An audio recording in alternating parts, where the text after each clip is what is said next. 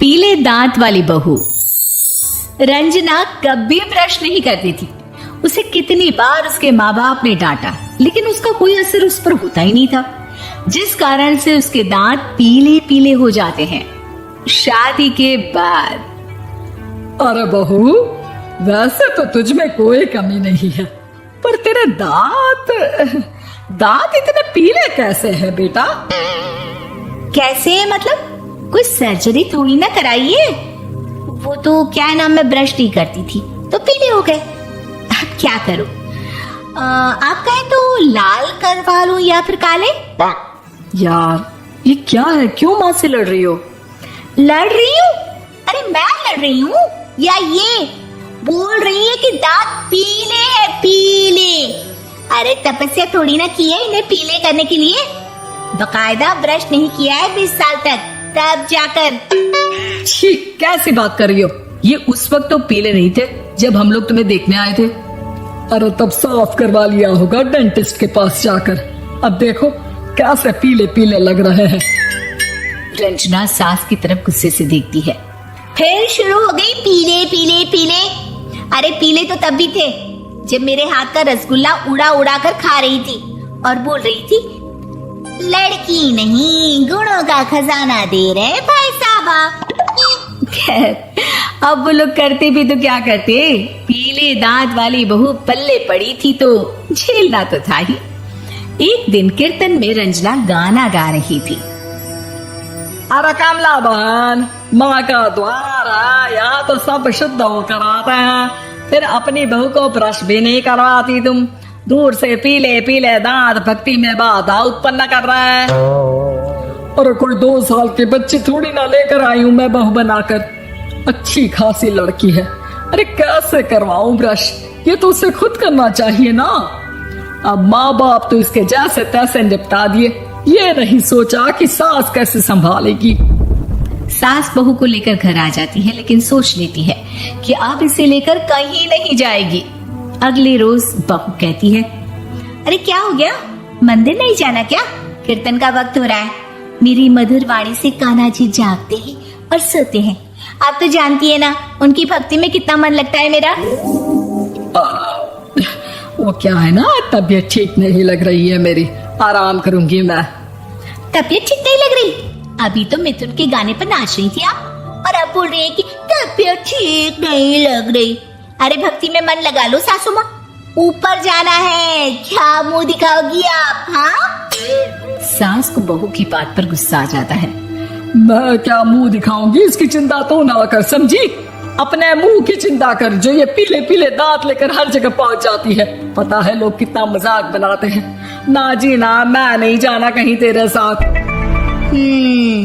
तो ये बात है, कोई ना, मत जाओ, मैं अपने कमरे में ही बैठकर भक्ति कर लूंगी। ऊपर वाला दांत थोड़ी ना देखता है, मन देखता है, भावना देखता है।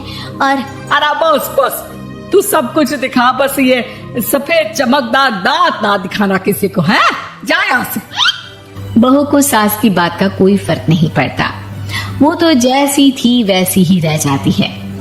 सुबह नहाकर किचन में खाना बनाना, फिर खाना खाना, कीर्तन भजन करना और सो जाना। एक दिन, माँ जी मैं सहेली के घर जा रही हूँ, शाम को लेट आऊंगी। हाँ तो जाना, मैंने कौन सा तेरी आरती करनी है घर पर बैठकर। रंजना सहेली के घर जाती है, जहाँ वो पार्टी में जाने की तैयारी कर रही होती है। अरे शिखा, कहाँ जाने की तैयारी कर रही है? मैं गलत वक्त पर आ गई क्या? अरे नहीं यार, उल्टा सही वक्त पर आई है। मैंने ये साड़ी और ज्वेलरी निकाली है यार, शाम को इनके ऑफिस की एक पार्टी में जाना है। बताना कैसा लग रहा है ये सब? नहीं यार, इस ड्रेस के साथ तो वो वाली ज्वेलरी अच्छी लगेगी। हाँ सही बोल रही है, मैंने ध्यान ही नहीं दिया। वैसे तो हमेशा से मस्त फैशन सेंस रखती है। तो बड़ा जाती होगी ना पति के साथ पार्टी में। रंजना कुछ नहीं बोलती, बस सोचती है कि यार काश ये बात सही हो जाती, पर मैं क्यों नहीं जाती पार्टी में? क्या इन लोगों की कोई पार्टी होती नहीं होगी?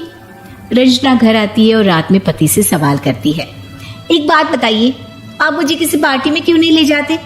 क्या आपकी यहाँ ऑफिस में पार्टी नहीं होती?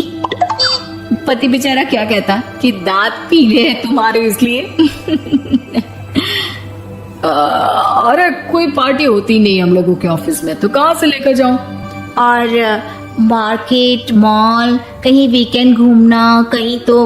अरे यार सारे हफ्ते में एक छुट्टी मिलती है, तो सोचता हूँ कि आराम ही कर लूं। क्यों? रंजना मन मार के रह जाती है। पहले कभी सास के साथ मंदिर जाया करती थी, लेकिन वो भी सास ने ले जाना बंद कर दिया।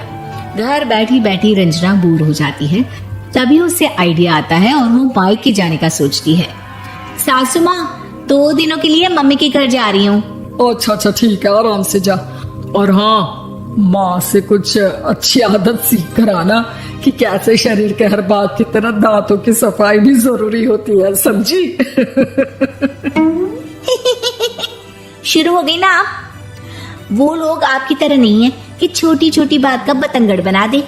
उन लोगों के लिए मैं मायने रखती हूँ, ना कि मेरे पीले पीले दांत। रंजना माँ को बिना बताए उन लोगों को सरप्राइज देती है, लेकिन जैसे ही वो दरवाजे पर पहुंचती है, अंदर देखती है कि घर वाले कहीं जा रहे होते हैं। अब माँ, काश रंजना दीदी के दांतों वाली प्रॉब्लम नहीं होती, तो वो भी हम लोगों के साथ चलती ना बुआ जी की बेटी की शादी में।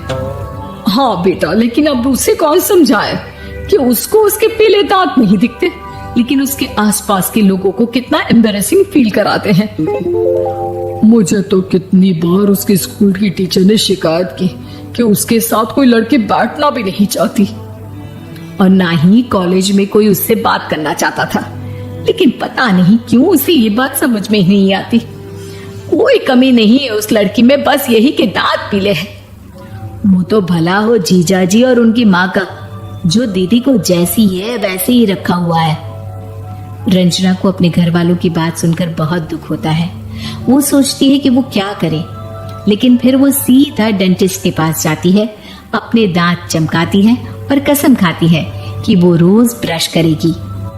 अरे क्या हो गया? तुम तो 2 दिनों के लिए गई थी ना, पर कोई ना, अच्छा है, चलो आ गई तो। रंजना सास के सामने आकर खड़ी हो जाती है और पूरी स्माइल करती है, उसके चमकदार दांतों को दिखाती हुई। हैं? चले मंदिर? माँ, मुझे माफ कर दीजिए, मैंने आप लोगों को बहुत एम्बैरेसिंग फील करवाया। मैं आज से रोज ब्रश करूंगी।